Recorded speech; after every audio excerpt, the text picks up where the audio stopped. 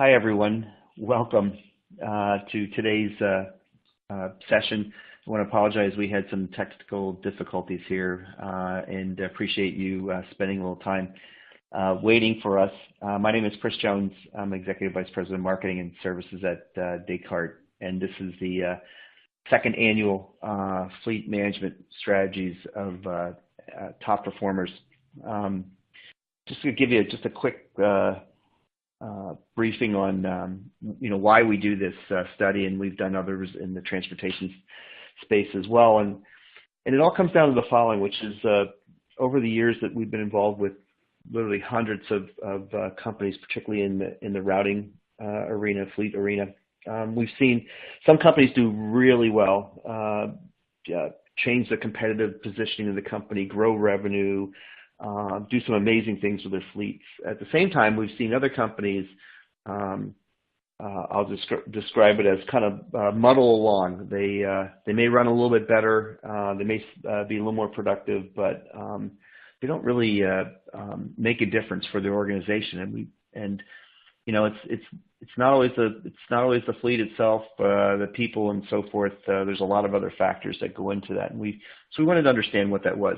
Same time, we also wanted to take a look at what's really driving the market and essentially what are the things that the top performers do that are different than everybody else. So with that in mind, we'll get to it. The session today has four pieces to it. The first one is a little bit on the demographics and some of the ways that we analyze the data. I think you're going to find it very interesting.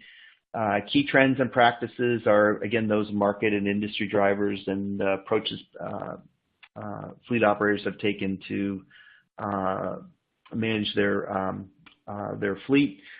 Strategies and tactics really kind of dive into actions that they have been taking and the way they think about problems. And I think you'll find this, again, also very interesting. And the last thing is tying in technology and how that's played into how top performers are investing in technology to advance their fleets. So let's get to demographics. Overall, we had 106 respondents. It was a little bit lower than last year, but it was a very diverse group.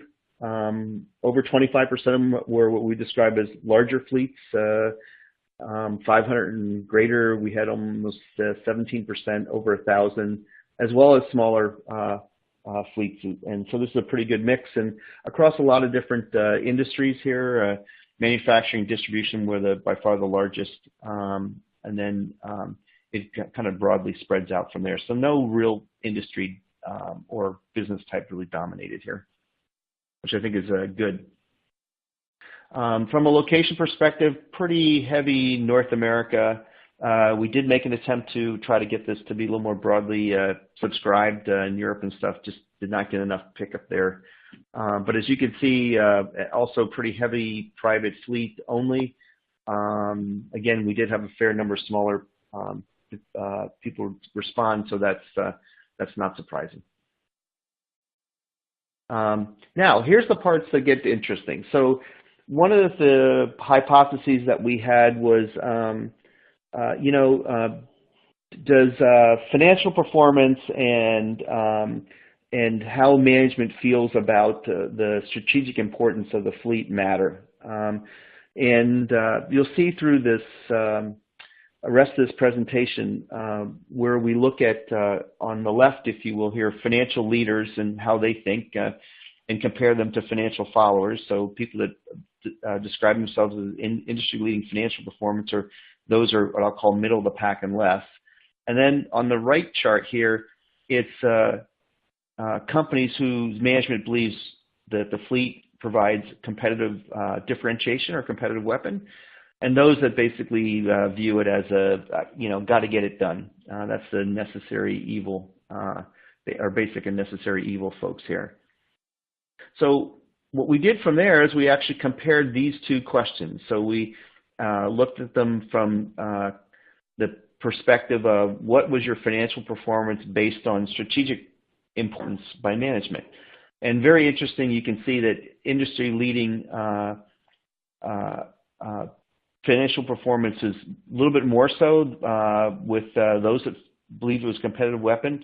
But when you start looking at it, this chart overall, what you see is that the folks that have or believe that they have a competitive weapon here do significantly, I'll call it better or industry than those folks who believe it's a basic or a necessary evil.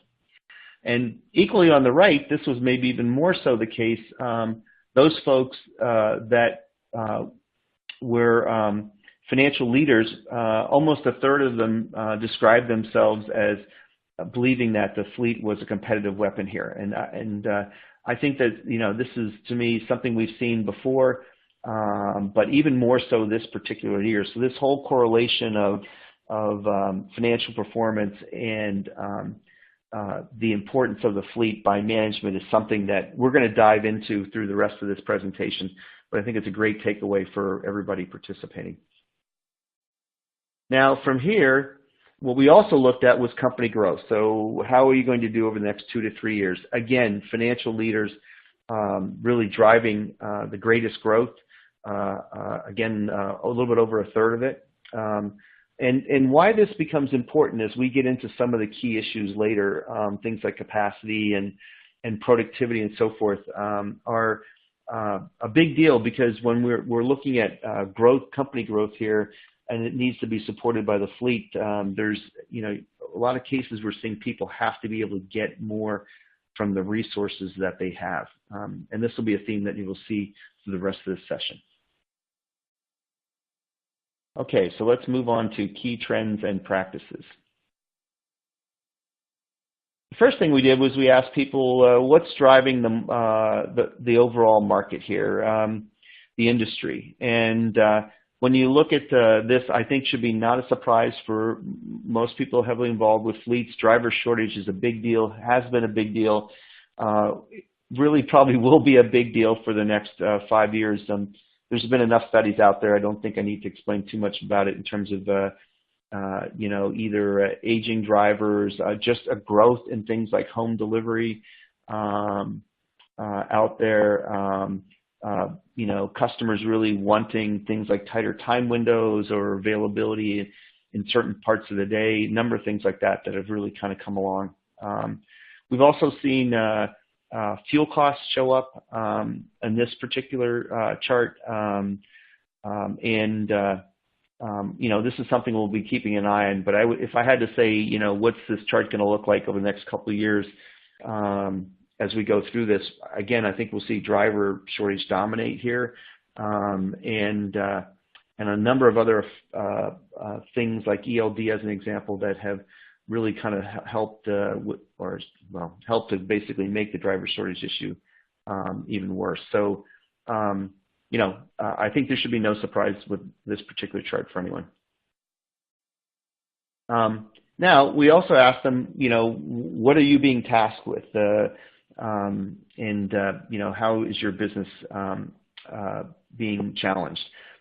This is the top 4 answers. There actually were a number of other answers that really didn't even register. And the way this chart goes, and all the charts you'll see in here, is that the overall answer is always the greatest overall answer is always on the left, and the least one on the chart is always on the right. And so in this case, we're looking at operational challenges for those folks that view themselves either having a fleet as a competitive weapon or basic or necessary evil.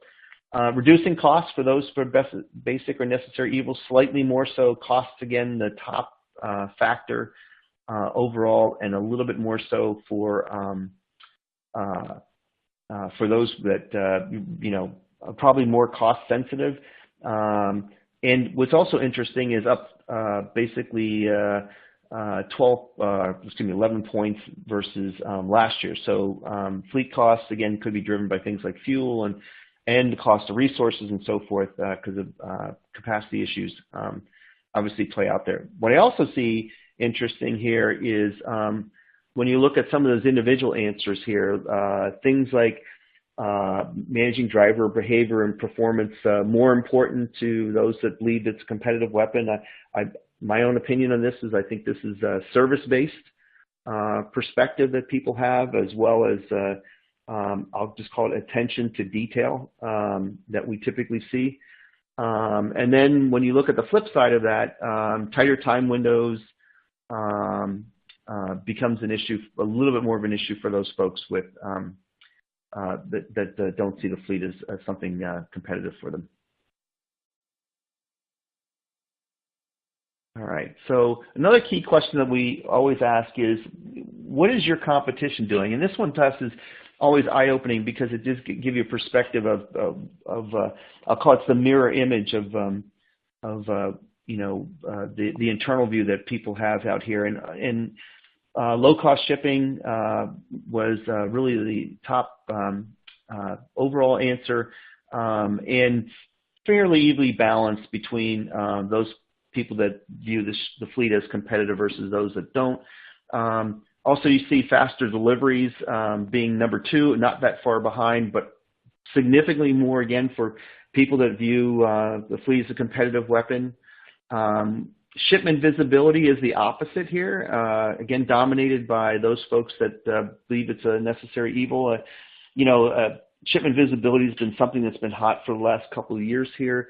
When we look later on in terms of technology investment, I think you're going to see that you know, those folks that don't put emphasis on the fleet or fleet value, you know, they're tending to fall behind in what are now becoming more and more standard capabilities, for instance, in providing customers with ETAs and notifications and so forth. How fleet value is measured is something else we think is extremely important. And I'll just stop for a second and explain kind of our overall philosophy around this. The fleet is not, and fleet information, if you will, which we'll get to in a minute, are you know, go well beyond just you know, I'll call it the transportation organization or distribution organization. But when we really look at how companies operate, many of them do not do a very good job of measuring the contribution of the fleet beyond the, I'll call it the 4 walls of their fleet operations. And here you can see this is definitely the case. Overall, the cost effectiveness was the top answer, and really by quite a bit. Service dropped off overall. But now let's look at those are 2 what I call traditional fleet operations areas. So like was I on time and did I deliver what I was supposed to deliver? But when we start looking at things like contribution to revenue and contribution to competitive differentiation, look at how those folks that really believe the fleet provides significant value, all right, to their enterprise. They do a significantly better job of capturing this. Are we getting more business because of capabilities our fleet has? Are we selling more? Does it allow us to differentiate? All right. So keep this one in mind as we go forward, because if you don't measure the value beyond, it's really tough to go back to management and solve the problem of hey, our fleet really does make a difference to the business. So with that in mind, let's look at how people are preparing for change. All right, we talked before about some of the issues and driver capacity and so forth. Number 1 answer, invest in technology, very close to where it was last year. This is a theme we're seeing in the transportation market overall, have been for the last several years, and also in some of the other benchmarks. Change fleet strategy is also picked up. This probably really falls hand in hand with the invest in technology. It certainly should for most organizations, because you know, one enables the other. I'll just put it to you that way. We still see people focus on what I call stay the course, which is do what they're doing. I describe that one as a 2-edged sword. I think you really have to ask yourself if in fact you're making a difference with the strategies you have. But what we see is the opposite, which is fleet operations and fleet strategies are changing so much that this is something to me that could be dangerous for a lot of organizations here. So about a third of the respondents should really be asking themselves, is that really something we should be doing?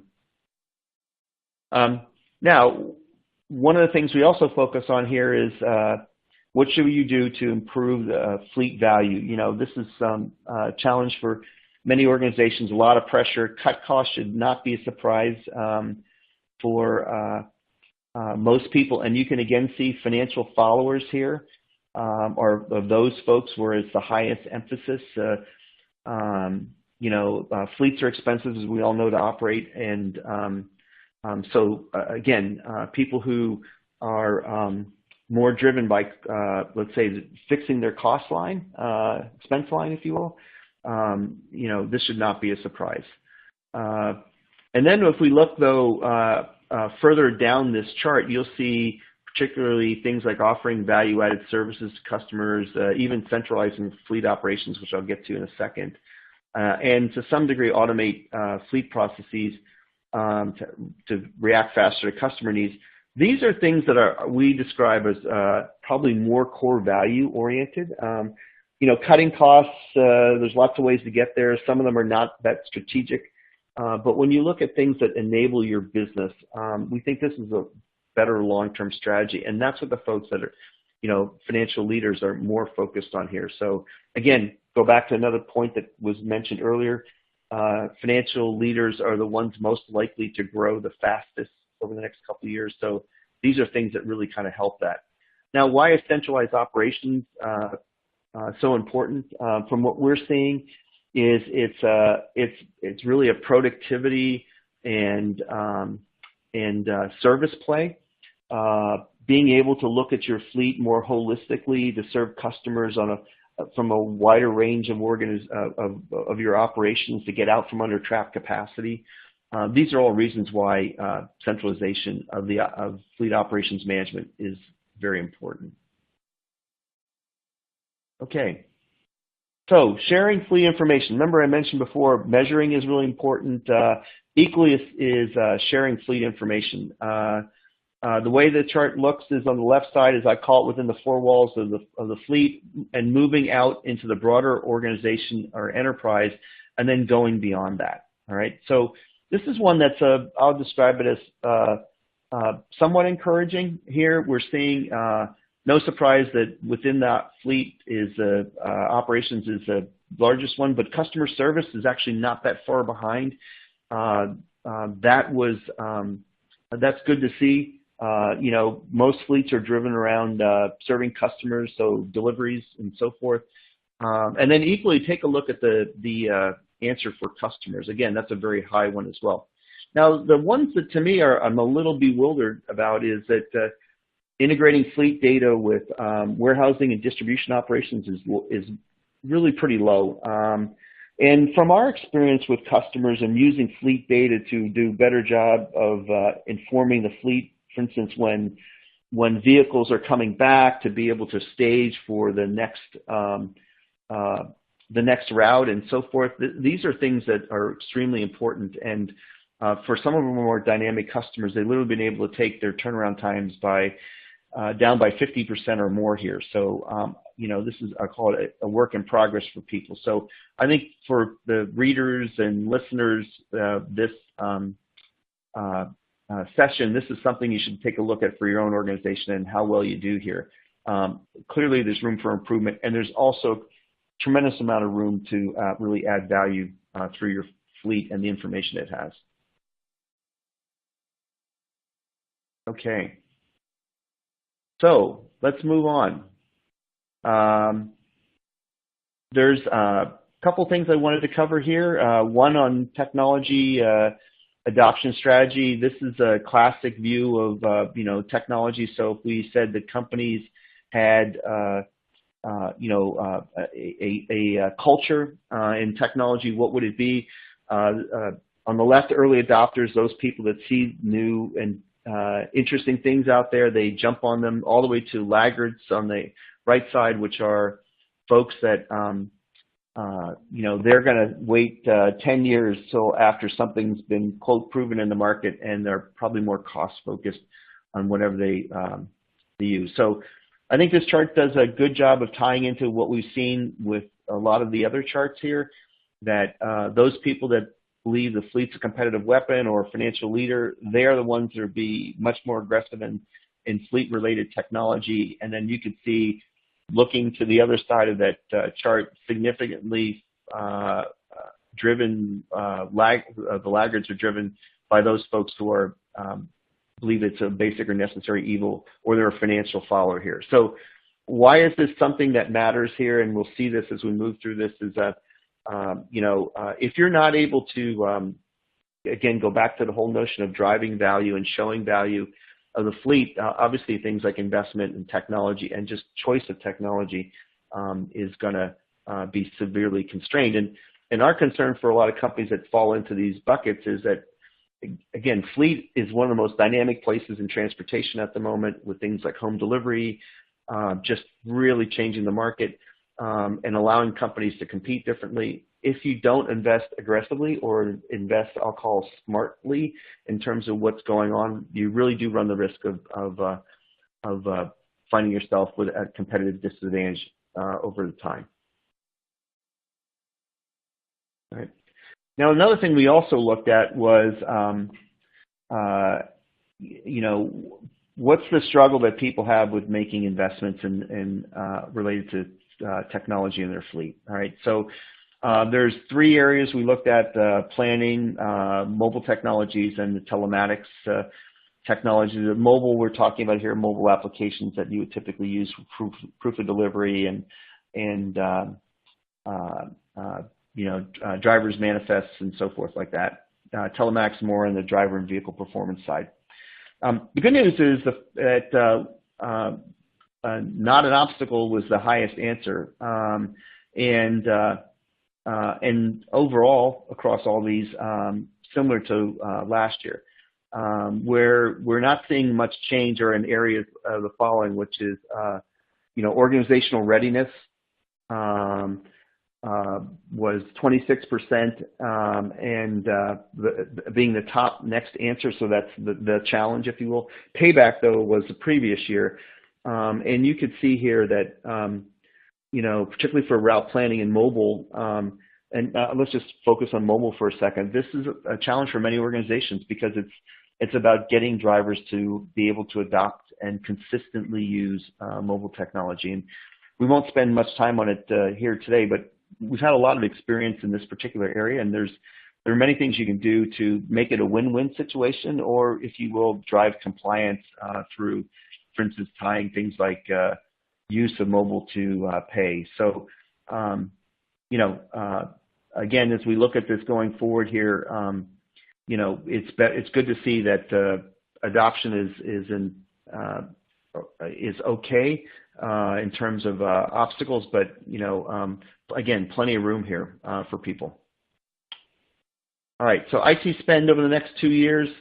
If I go back to my comment earlier about what's your technology adoption strategy, financial leaders again here really driving the spend.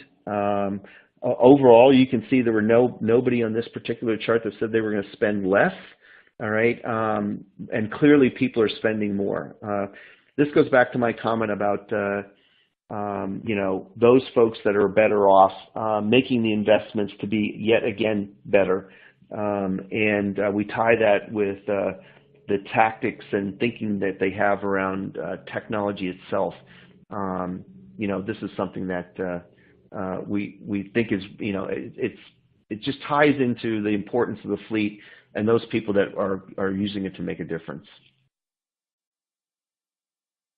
Okay, so as we look at what people are using, I thought this is really, again, pretty interesting, and again, for people that are in this market, probably not so much of a surprise here. Dispatch and tracking was the overall leader, and followed by, not that far off, by route planning. Again, no surprise. If for one reason is that dispatch and tracking is a little bit more rudimentary than route planning, especially if you're going to be using more advanced optimization technology. Companies had tended to shy away from that.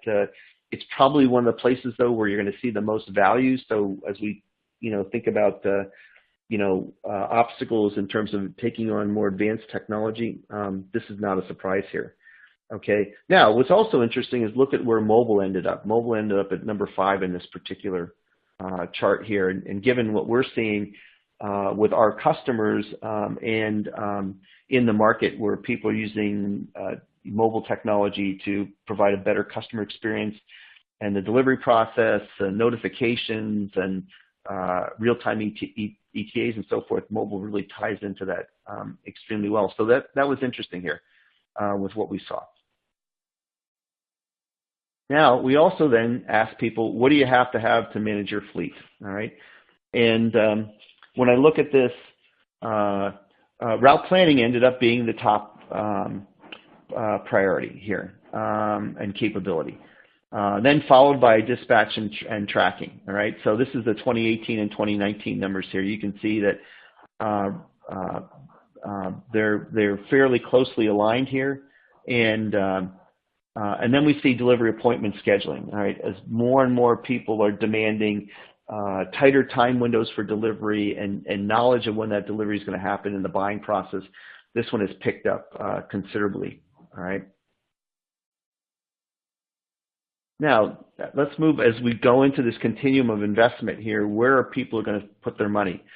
What's interesting is, by a long shot, route planning is the top area. So as I mentioned before, we've got quite a number of companies that are using dispatch and tracking solutions, but are really looking to take their game up to another level. So again, it's maybe just a question of maturity for those organizations and getting a better feel for what their fleets are capable of doing and actually knowing what they're doing, and then wanting to really add on top of that. So as we think back to some of the things that were mentioned earlier, productivity, maybe new services and so forth, a lot of that's really being enabled by route planning technology that will help people do things like better booking and really maximize the utilization of the fleet. Okay.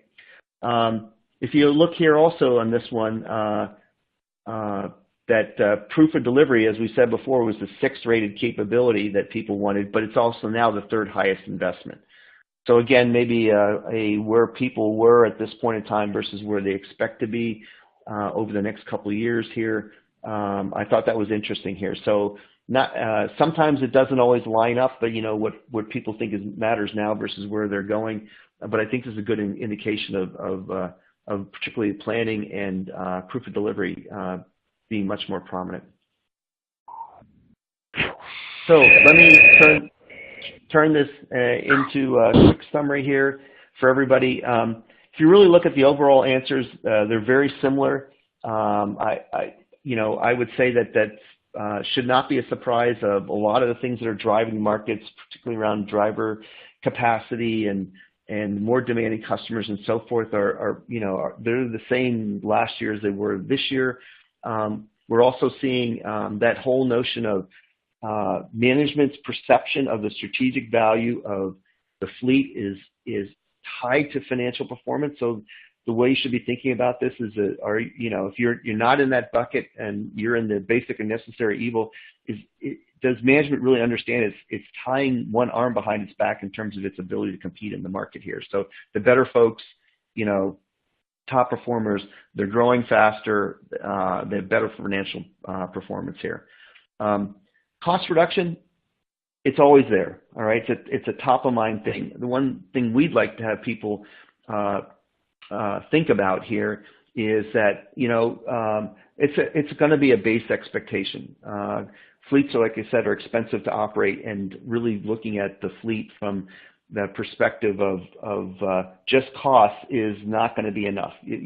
That's going to be your base job. The difference is taking it beyond that. So we don't want to downplay it too much because it's out there, but it's also something that if that's the only thing you're thinking about, you're probably going to miss a lot of opportunities.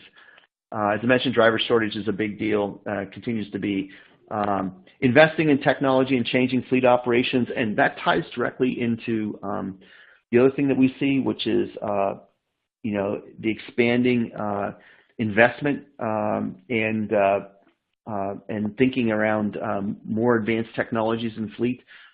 These are things that tie hand in hand here, and like I said, really do tie into more companies using their fleet to do things that really help them be a more effective company and more competitive. So that's where we ended up with the study this year. happy to share the results with you. There's a lot we covered in a little bit of time here, and with that, we want to turn it over to questions.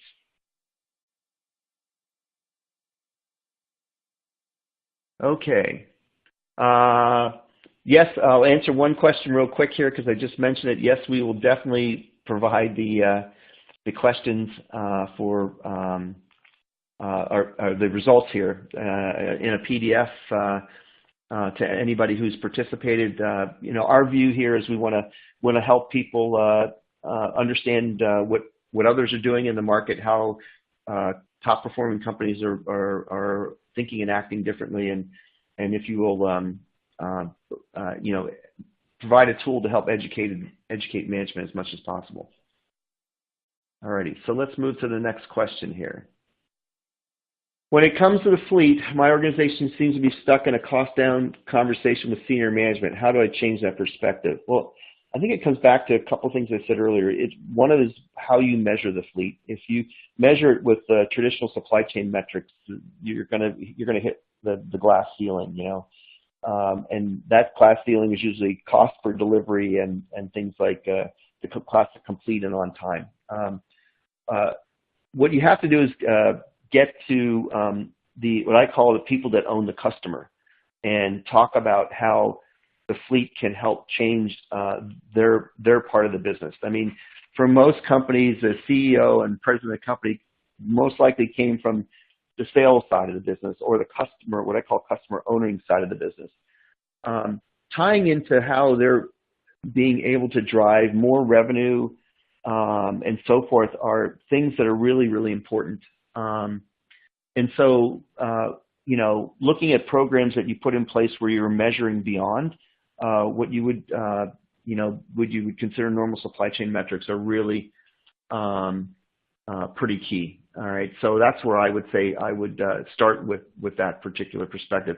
The other thing, maybe one other comment is, and we're more than willing to share some of this, is we have a number of customers who have done things like significantly grow revenue through technologies like dynamic appointment booking, and you know, and so I have some great case studies there.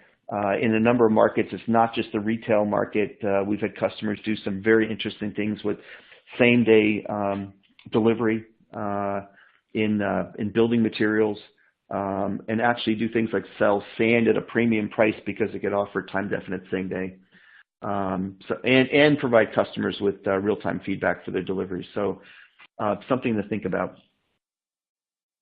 Alrighty. Let me move to the next question here. You mentioned that driver shortage was top macroeconomic issue and reducing costs was the greatest operational challenge. Where should my organization focus? I always like to think about the term productivity as opposed to cost reduction. And the reason I say that is because the more productive you are, the lower your costs will be, all right? But just cost reduction can lead to, I'll describe it as very short-term types of things that could be honest with you, cause problems later. Productivity is a different perspective. Productivity is being better, smarter, more efficient at what you do, all right? So the net impact could be that same cost reduction, but it might build in capability. The other reason I also think about that is that, you know, for those businesses that are growing, all right, and this is, again, where productivity plays in well, is that you may find that you could take your costs down, but you need to support growth, and you can't go out and get drivers. So getting, for instance, more deliveries out of your routes, or being able to offer different services with the same set of folks, for instance, go from all-day windows to 4-hour windows and 2-hour windows, as an example, are you know, really the results of better run operations, more productive operations. So, you know, you can spend your productivity dollars in taking your costs down, or you can do them with, you know, do them in other areas that actually help drive the business. So that's just, I think, a good perspective for it. All right. Why does invest in technology continue to be the top choice to address industry change, but the top strategy was to cut costs? I actually think they're related, and it goes back to my comment that I just made about productivity. Invest in technology is something that people just don't do or shouldn't do for technology's sake here. It's really, it's got to have an end all. As a matter of fact, with our customers, we focus pretty heavily on making sure that, their investment is tied to some very tangible business result and that we're driving towards that result. But, technology is such a great enabler in this world, and so the answer is really sometimes a proxy for that big issue that people face around cutting costs here. But it really can be, like I said, a smarter way to get the job done. Okay. All right. So. Here's a question I got. Why do you believe the SG&A, or what do you believe that the SG&A will go up for carriers? I'm sorry, I'm kind of reading between the lines on this one. So if I get it right or I don't get it right, let me know. Do I believe SG&A is going to go up? I think so. Because I'll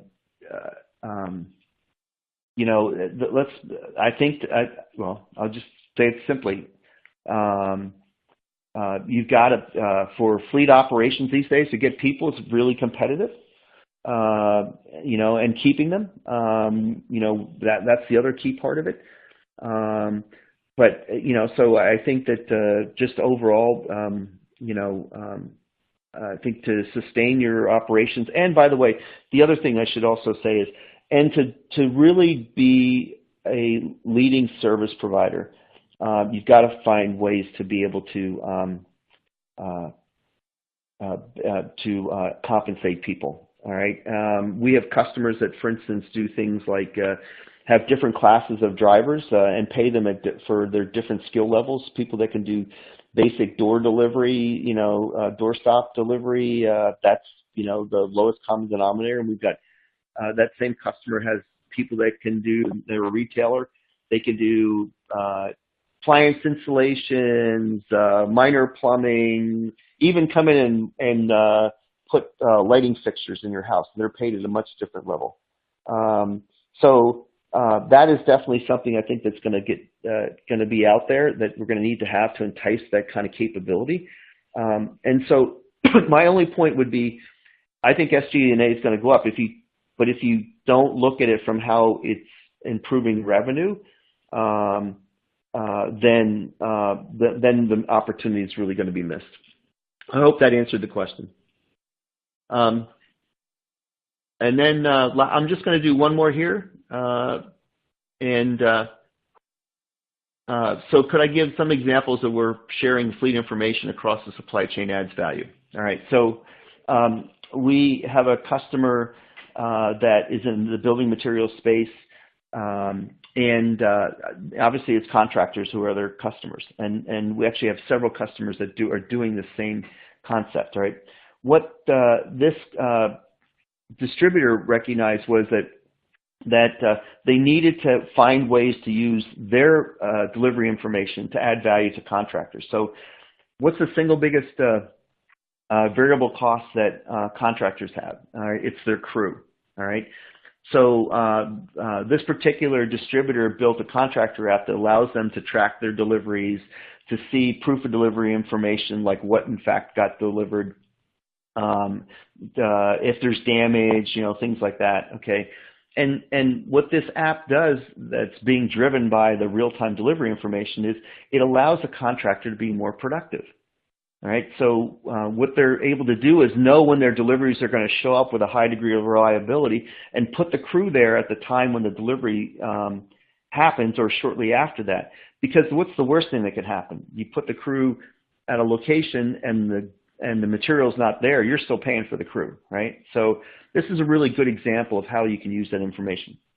The other one, as I mentioned before, was things like using that real-time information, delivery information and truck status, if you will, to tell the warehouse which trucks, in fact, are going to show up next. All right. So you may run multiple shifts in a day. You may have a very dynamic business. Again, a lot of distribution businesses are like that deal in the building trades arena, where you have constant back and forth between going out to your customers and then coming back to pick up things.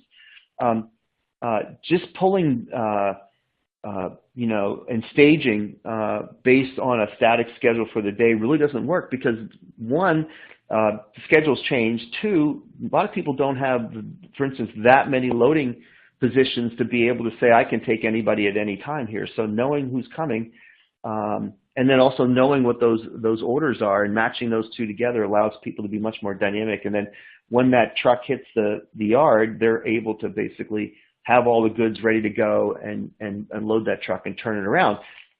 And the key thing about that is, these companies are getting more deliveries done per day, not because they're being smarter about optimizing their routes, is because they freed up essentially non-productive time in their depot to do that. So I think these are two really, really good examples of where you can share that information here. So with that in mind, I'm going to close this off. I'd like to thank everybody for participating, and we're quite happy, as I mentioned before, to share this